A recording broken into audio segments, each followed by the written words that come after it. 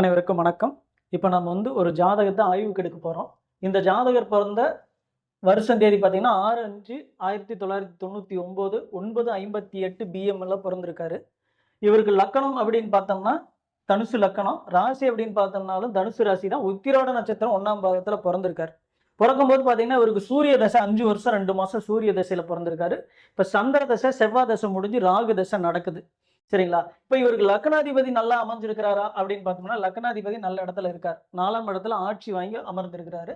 அப்ப 4 அப்படின்னா வண்டி வாகனம் வீடு மனை சொத்து இதையெல்லாம் சொல்லும். அப்ப இவருக்கு வந்து வண்டி வாகனம் இருக்கா அப்படின்னா இருக்கு. வீடு கட்டியிருக்காரானா இப்பதான் கட்டியிருக்காங்க. இவருடைய கேள்வி என்ன, இன்னைக்கு என்ன கேள்வியா அந்த ஜாதகர் நம்மளை அணுகியிருக்காரு அப்படின்னு பார்த்தோம்னா வேலை சம்பந்தப்பட்ட விஷயமா அணுகியிருக்கிறாரு. வேலையில அடுத்த கட்ட வளர்ச்சி முன்னேற்றம் இருக்குமா அப்படிங்கிறது அவருடைய கேள்வியா இருக்கு. அப்படி பார்த்தீங்கன்னா ஏற்கனவே ஒரு வேலைகள்ல இருந்து முன்னேற்றத்தை வரும்போது ராகு தசை ஸ்டார்ட் ஆகி உள்ள வரும்போதே பார்த்தீங்கன்னா கோச்சாரத்தில் ராகு 3ஆம் இடத்துல வரும்போது நல்ல வேலை இவருக்கு கிடைச்சிருக்கு. அதில் நல்ல பலனும் இருக்கு. இப்போ அதிலிருந்து இருந்து அடுத்த கட்டமாக முன்னேற்றம் கிடைக்குமா, மேல்நிலைக்கு போக முடியுமா அப்படிங்கிறத அவருடைய கேள்வி. அப்போ அடுத்த கட்ட வேலை அப்படிங்கிறத 6ஆம் இடத்தை சொல்லும். அப்போ 6ஆம் இடத்து சுக்கிரன் நல்லா இருக்காரா அப்படின்னா 7ஆம் இடத்துல போய் அமர்ந்திருக்கிறாரு. மறைவு ஸ்தானம் இல்லை, அவருக்கு நல்லா தான் அமர்ந்திருக்கிறாரு. அவர் வாங்கின நட்சத்திர சாரம் யாருது அப்படின்னு பார்த்தோம்னா செவ்வாயோடைய மிருகசீரிச நட்சத்திர சாரம் தான் வாங்கியிருக்காரு. அப்போ சுக்கிரனுடைய வீட்டில் தான் செவ்வாயும் உட்காந்து சித்திர நட்சத்திர சாரத்தில் அமர்ந்திருக்கிறாரு.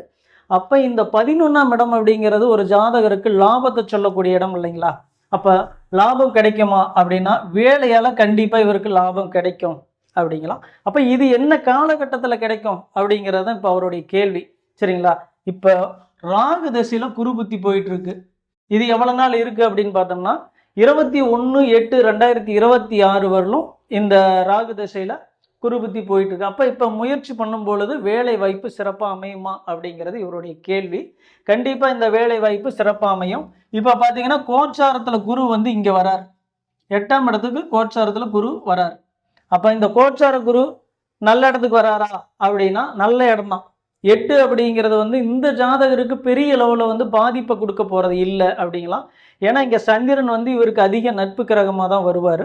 அதோட பார்த்தீங்கன்னா இப்போ குருவும் 8ஆம் இடத்துக்கு வரும்போது திடீர் அதிர்ஷ்டம் அப்படிங்கிற ஒரு நிகழ்வு நடக்கும் அப்படின்னு சொல்லலாம். இப்போ இவர் 8ஆம் இடத்துல இருந்து தனஸ்தானத்தை பார்க்குறாரு, 2ஆம் இடத்தை பார்க்குறாரு.